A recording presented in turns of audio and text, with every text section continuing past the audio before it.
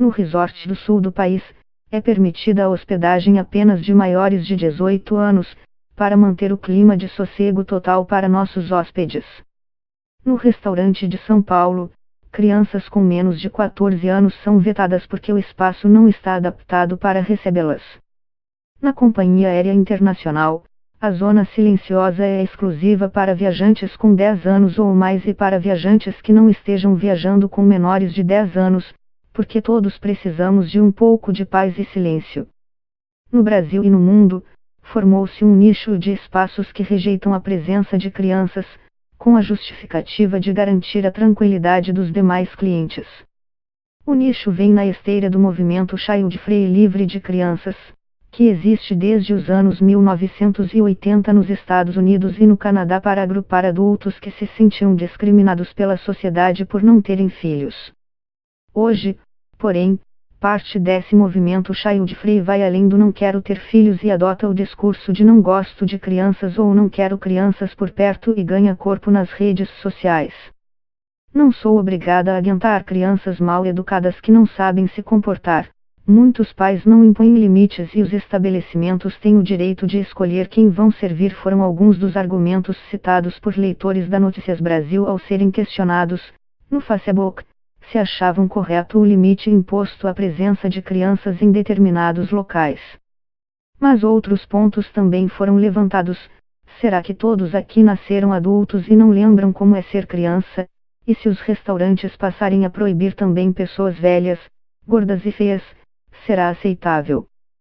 Você já foi barrado com seus filhos em algum estabelecimento, um restaurante ou hotel que não aceitasse crianças, por final de Facebook post de Notícias Brasil? Mas afinal, esse tipo de veto a crianças está dentro da lei?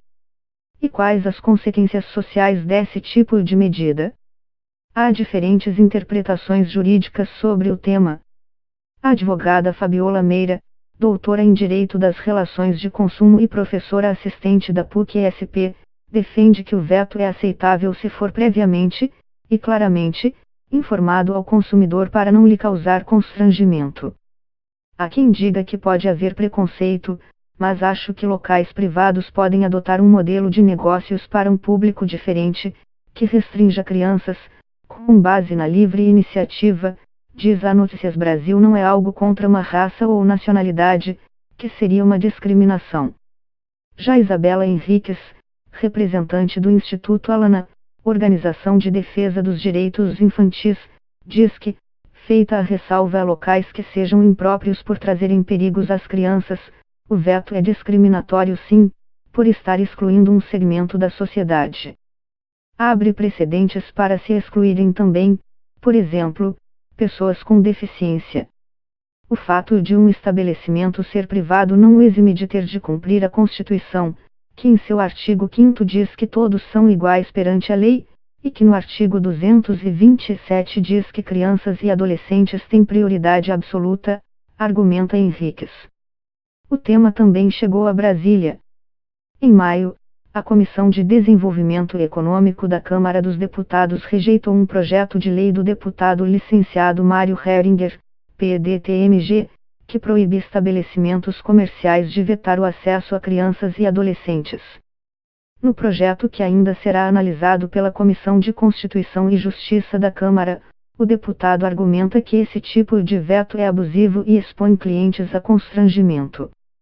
Para o relator Covatti Filho, PPRS, porém, não se trata de um tratamento discriminatório das crianças ou mesmo das famílias, mas da exploração legítima de um nicho de mercado. Muitos empreendimentos privados argumentam que seus espaços não foram projetados para os pequenos. Temos muitos morros aqui e sacadas que são perigosas para crianças, diz a reportagem a gerência de um resort exclusivo para adultos em Santa Catarina. E nossa proposta é de proporcionar algo mais romântico e reservado, para casais em lua de mel ou para o Dia dos Namorados. Sempre informamos antes, então isso nunca atrapalhou? A advogada Aline Prado é autora de um comentário com mais de 300 curtidas no post da Notícias Brasil sobre o tema. Pessoas que não têm filhos também precisam ter a liberdade de escolher frequentar um ambiente sem crianças, opina. agregando que é comum vermos crianças desconfortáveis em alguns ambientes. Não é obrigação dela se comportar como adulto, mas ela não deveria ser exposta a isso por adultos. Mas defensores dos direitos infantis veem essas restrições como evidências de uma sociedade mais intolerante e egoísta. Se não conseguimos conviver com as crianças e entender suas necessidades, que sociedade queremos ter no futuro? Uma que confine as crianças apenas a locais específicos gerará adultos que não sabem se relacionar, opina Isabela Henriques, do Alana. A voz infantil incomoda por não ter os filtros sociais. Mas, é o nosso valor do presente. As crianças têm direito à voz e a se expressar e a brincar de forma distinta do adulto. Para a autora Elisama Santos, consultora em comunicação não violenta e educadora parental, faz parte da vida em sociedade é aprender a lidar com o choro infantil assim como outros inconvenientes das relações pessoais. Adultos têm que saber que o mundo não é só deles. O choro da criança incomoda, assim como o adulto bêbado também incomoda e ele não é, previamente proibido, nos lugares, opina. A ideia de que a criança é indesejada é violenta com ela e com sua família, numa época em que a maternidade das grandes cidades é exercida em grande solidão e muitas mães têm uma rede de apoio pequena, não tem com quem deixar o filho quando precisam ir ao médico, se alimentar, se divertir. Em que momento esquecemos que as crianças é que vão perpetuar o nosso mundo?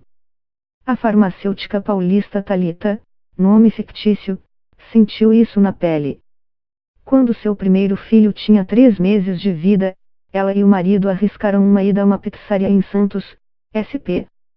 O bebê chorava com cólica e com o calor, até que os donos do estabelecimento sugeriram que a família fosse comer a pizza em casa. Mais do que chateada, fiquei traumatizada mesmo, diz Thalita.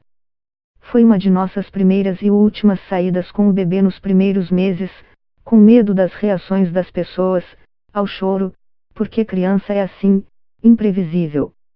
Por situações como essa, Santos e Henriques defendem um olhar fraterno perante pais de crianças que estejam chorando ou falando alto em público.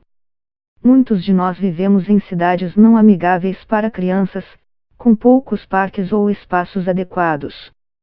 Aí elas entram no restaurante e saem correndo e a culpa é da mãe que não dá limites, quando a questão é muito mais complexa, opina Henriques. Temos também pais cansados, com filhos que precisam comer. Que tal encarar situações de mau comportamento com um outro olhar, oferecendo-se para brincar com a criança enquanto o pai come? No fim das contas, vale o ditado de que é preciso uma aldeia para criar uma criança, é uma responsabilidade coletiva. E isso não significa deslegitimar quem não quer ter filhos, uma escolha que também precisa ser respeitada.